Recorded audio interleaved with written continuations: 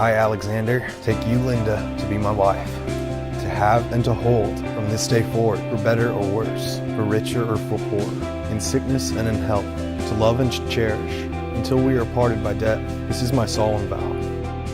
In the name of God, I, Lynda, take you, Alexander, to be my husband, to have and to hold from this day forward, for better, for worse, for richer, for poor, in sickness and in health, to love and to cherish until we are parted by death. This is my solemn vow.